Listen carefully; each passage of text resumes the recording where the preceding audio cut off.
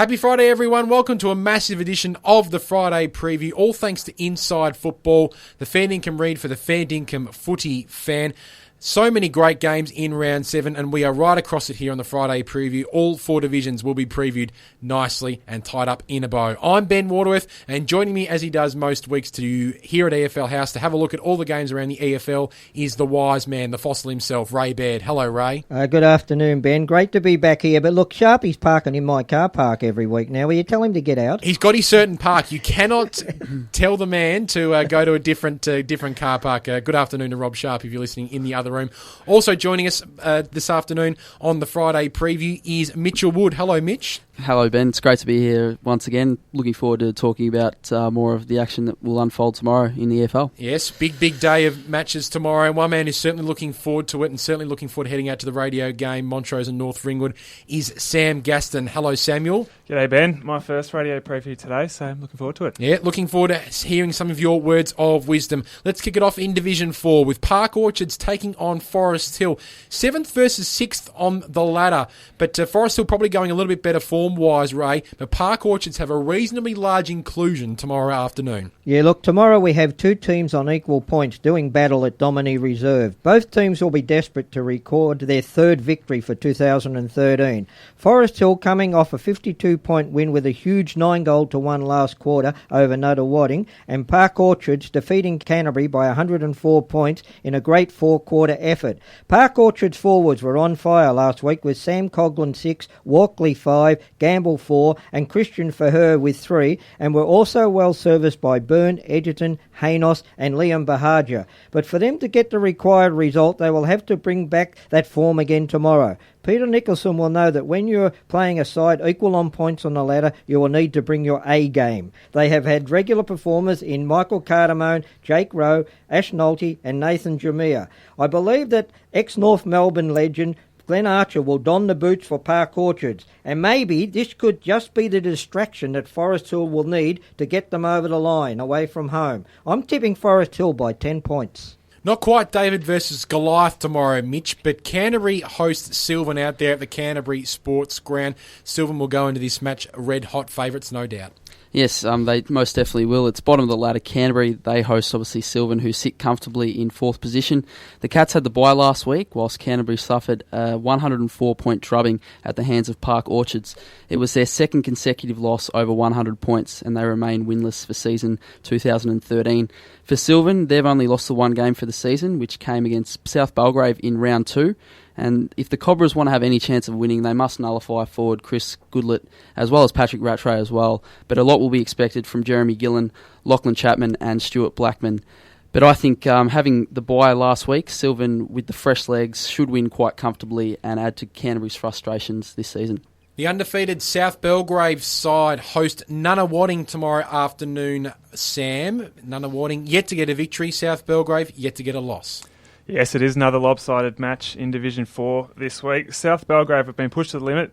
They are still undefeated by Kilsyth and Coldstream. Only recorded narrow wins in the last couple of weeks, but you wouldn't think they would have too much trouble against Nuttawading, who are yet to have a win this year. I thought Nunna were alright last week against Forest Hill. They only trailed by 4 points at three-quarter time, but a 9-1 last quarter from Forest Hill will be really concerning for the Nuttawading coach, Frank Salinitri. One he'll be happy with is Jacob Daly, who's crossed from Whitehorse Pioneers in the off-season, and apparently he's a real hard inside midfielder, so he's obviously been noticed by the coaches down there. But I mentioned the back six. They're going to have a real tough time against two big players from South Belgrave, Alex Backens and Lee Odermatt, who are coming 2nd and 3rd, respectively, in Division 4 goal kicking. So I think they'll get South Belgrave over the line. Cat lovers will have a ball out at Surrey Park Reserve tomorrow afternoon, Ray, as the Surrey Park Panthers host the Kilsyth Cougars, arguably the two most improved teams in Division 4 this season. Yeah, look, this game in years gone by wouldn't have even raised an eyebrow, but tomorrow it takes on huge proportions for the victors. As we all know, both have shown great improvement this season. Kilsyth being 4-1 and only going down narrowly to leaders South Belgrave in round 5, and last week defeated Eastern Lions by 80 points. I believe the battle between Jay Sherlock, who has been a goal-kicking machine, up against Surrey Park captain Matt Jeffries, who I rate as one of the best defenders in Division 4, will be worth going out to see. And the result of this battle will go a long way in deciding who will be the winners. But then Kilsyth have more than one avenue to goal. Jamie Ockwell, Daniel Williams, Matt King and Tom Gibbets, and with very good players in Van Gulik, Dunn and Hosking. Surrey sit in 5th spot on the ladder at 3 and 2 and will be eager to square the ledger. Although going down last week to undefeated Ferntree Gully, missing opportunities early and then being blown out of the water in the second quarter, they came back in the second half to outscore the Ferntree Gully team. Nick Soda and Sandy Stewart were outstanding for them, and small men in Dan Morris, Scott Burnoff and Tommy Osmond and Luke Conker were impressive. I feel that Kilsyth are just that little further advanced in their climb up the ladder and will get the points by 3 goals tomorrow. A big opportunity for the Eastern Lions tomorrow afternoon, Mitch, as they host Coldstream, who just seem to be on the up at the moment. Some promising form in the past couple of weeks. Yes, well, they have had some quite promising form, I must say, but both teams are 1 and 4, with the Cougars sitting just above the Lions in 8th position. Coldstream will take a lot of confidence into this game after a gallant 4-point loss to Premiership favourite South Belgrave at home last week. The Lions, however, they were no match for Kilsyth and they went down by 80 points. They must shut down Coldstream forward Liam Doty, who has kicked 15 goals in the last 2 weeks, including 6 against South Belgrave. Meanwhile, the Cougars will be hoping to limit the influence of Rodney Church, who was named their best player in his 4-goal effort against Kilsyth. It's hard to go past Coldstream, though. After a slow start to the season, they're really starting to find some form and should get their second win for the season over the Eastern Lions by, I reckon, 5 goals. And with Ferntree Gully having the bye, that rounds us out for Division 4 of the Friday Preview in Round 7. You are listening to the Friday Preview, all thanks to Inside Football, the Fair Dinkum read for the Fair Dinkum footy fan. Make sure you pick up a copy of that really nice magazine from your local Woolworths, newsagents, or download on your iPhone or iPad. Let's have a look at Division 3, and the Basin and Churnside Park, Sam, resume hostilities. They were big rivals a couple of years ago in Division 4, and they now find themselves in Division 3. Yes, it is good to see them playing against each other again at a bit of a higher level. The Basin go to 4 and 2. Last week they had a bit of a reality check against Wantirna South, who is a side that we've seen a couple of times this year. I think they're pretty strong. This week playing Churnside Park, it's probably a game that can get them back on the winners list. I don't think they'll have too much trouble.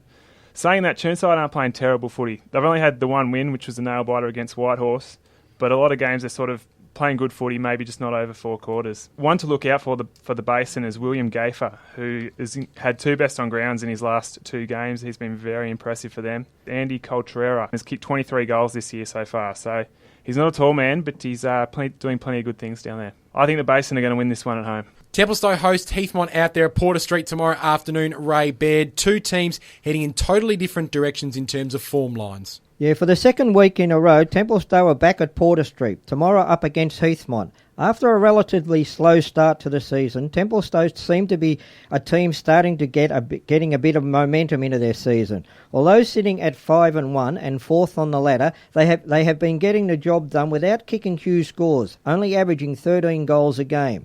Last week, Jamie Bain and Simon Grasser kicked 11 of their 16 for the day. Then they have some great players in Lucarelli, Fiorenza, Van Kernoff, Bibby, and let's not forget Mr. Versatility, Adam Prestigiacomo, Oh, yes. Alistair Quinn and Jeremy Mullard. Their opponents tomorrow in Heathmont have been very commendable, being 3 and 3 and 7th on the ladder, after not many gave them much of a chance at the start of the year. Steve Buckle has done a great job so far this season, but he relies heavily on Sindri, Sverns and Sheriff and Clark to get the job done each week. They also have serviceable performance in Savoury, Himmerman, O'Brien and Bucello.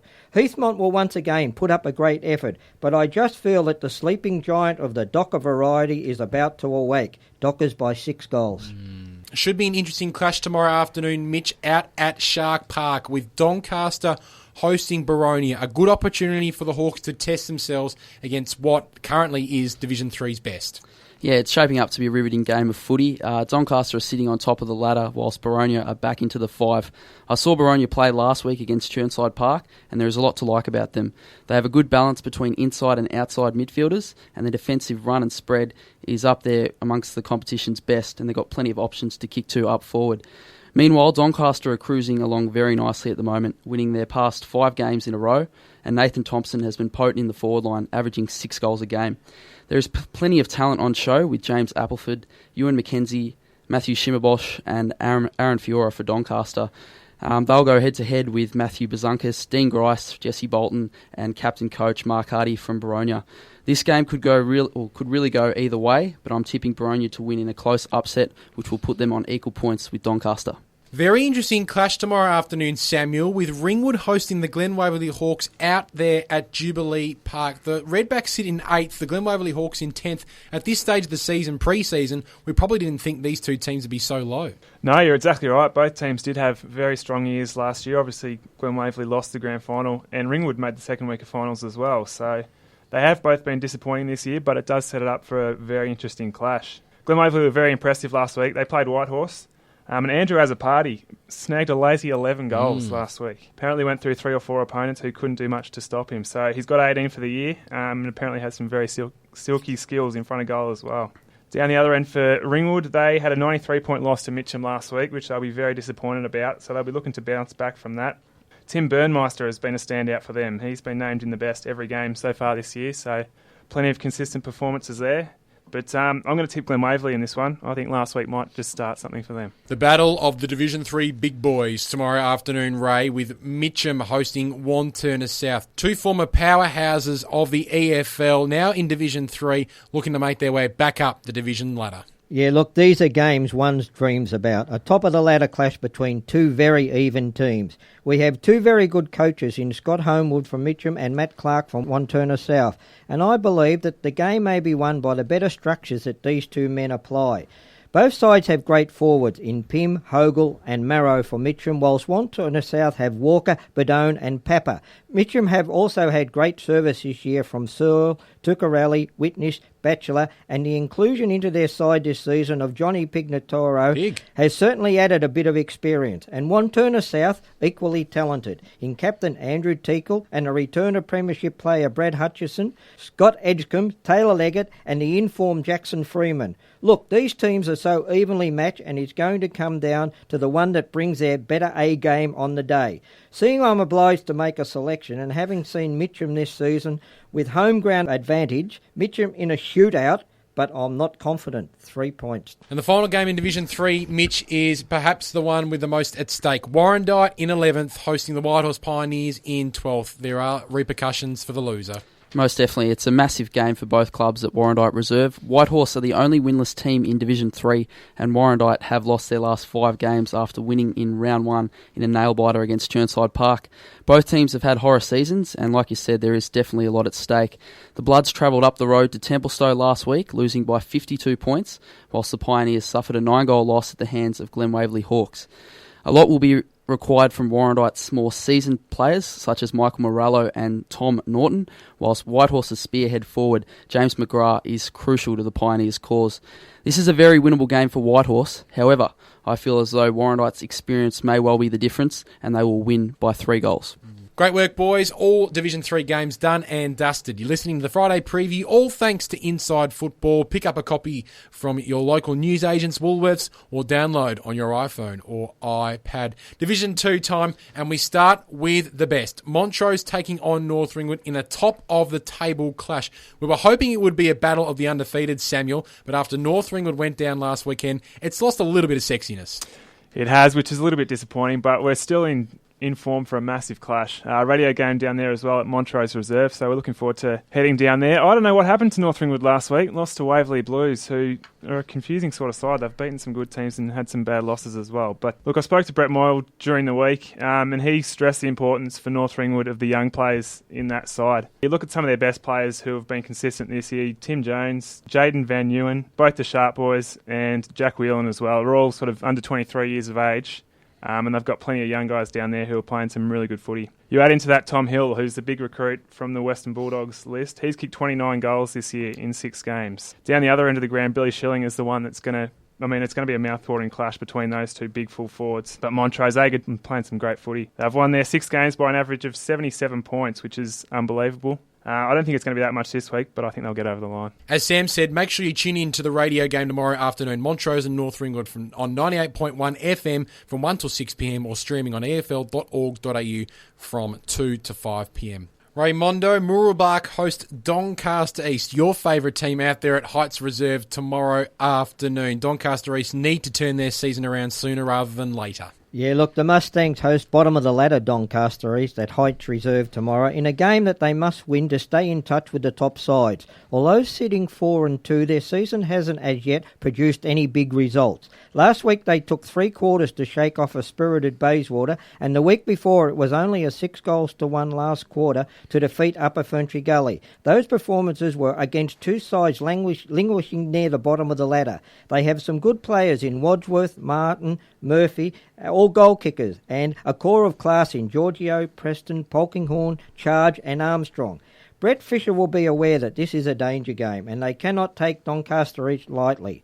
Doncaster East, although defeated by Montrose last week, put in a much improved effort, only going down by 47 points, when Frosty predicted a 200-point loss, Yes. and Wayne Brasher suggested 20 goals. What was that? Their problem this season has been kicking goals, and the big Billy Morrison, who is getting 2 every week, needs to extend that to 5 and 6 for them to be a chance tomorrow. Tom Whitty has been named in their best every week, and Jai Hardwick, Rami Ayubi, Ash Neville, Dean Prismic and Jack McDonald need to bring their A game. Murrelbach in a real dogfight by 2 goals. It's the Battle of Monash tomorrow afternoon, Mitch, as Mulgrave hosts the Waverley Blues, the in-form Waverley Blues, who've won their past 2 games. Yeah, this is a must-win game for both teams if they want to play finals this season. Mulgrave and the Waverley Blues are both on 2 wins and 4 losses for the year, with the Lions sitting above their opponents in 6th place. The last 2 weeks for Brett Davidson's side has been remarkable, with 2 very close wins against quality opposition. Their first win came in round 5 over Donvale by 18 points, and they backed up their efforts a week later, ending North Ringwood's 5-game unbeaten streak by 5 points.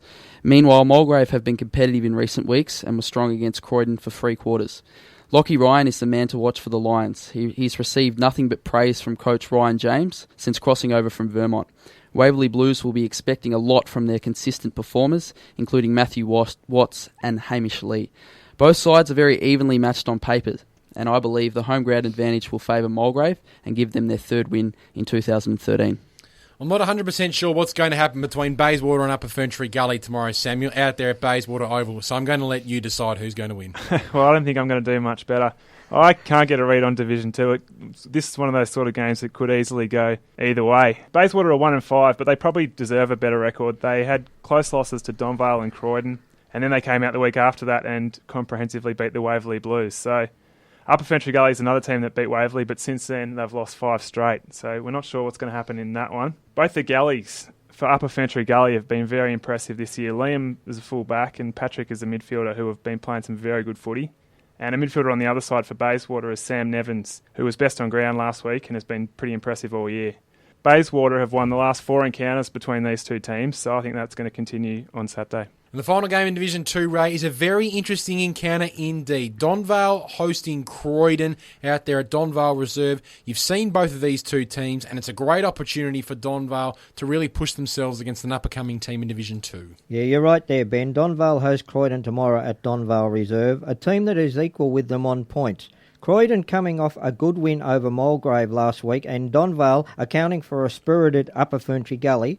After a slip-up 2 weeks ago, Donvale seemed to be back on track again. Nick Murphy and David D. Stefano have been in good form this season, and evergreen Jason Wade, Matt Whittaker, Max Otten and little man Jakey Buckingham are proven performers, and Graham Cuff has them playing a tight ground of footy.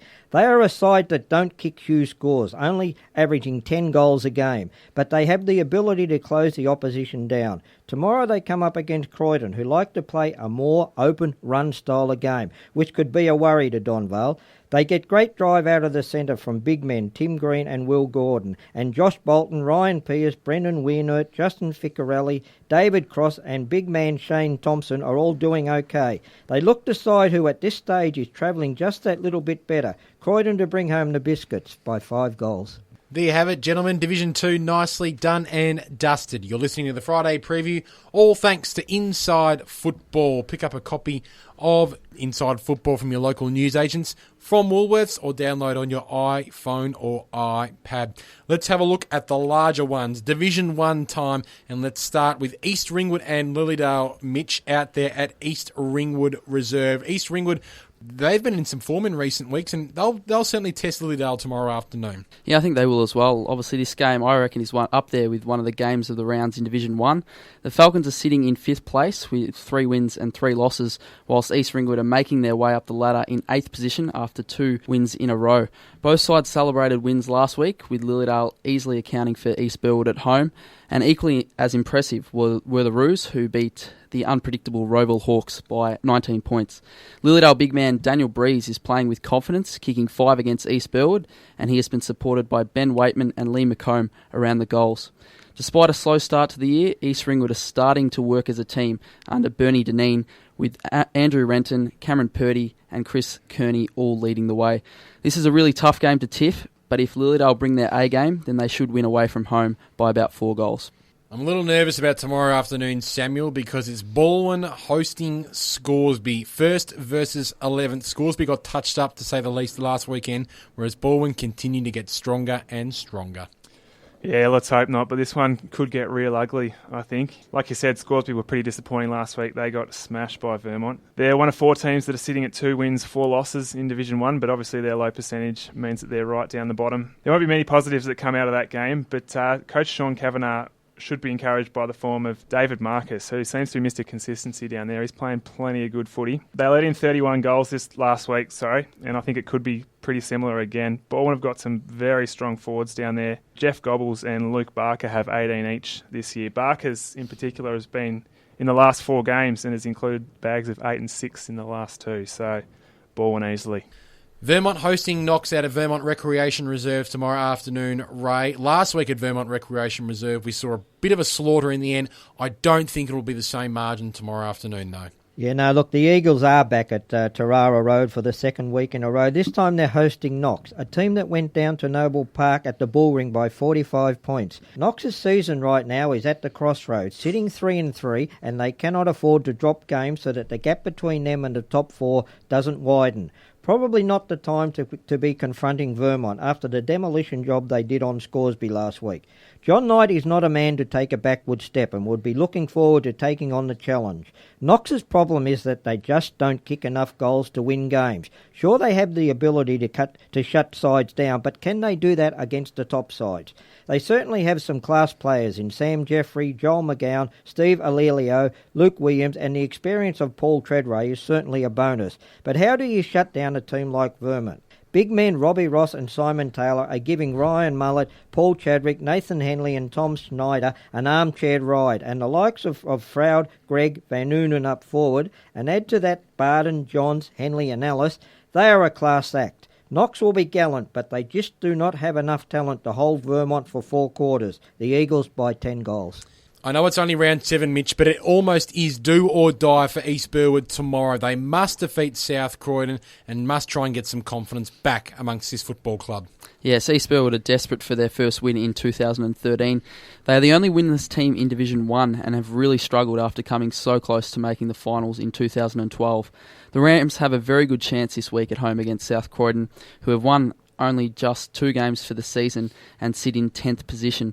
Both sides were unsuccessful last week, with East Burwood losing by 9 goals to Lilydale, and the Bulldogs were respectable in their 5-goal loss to the impressive Norwood. It's good to see Rams coach Fabian Corrali playing some younger kids, including Jaden Dooman. He's kicked a goal in every game and has also kicked multiples on 4 occasions. South Croydon will really need big games from the King brothers and Glenn Strawn if they want to get back on the winners list.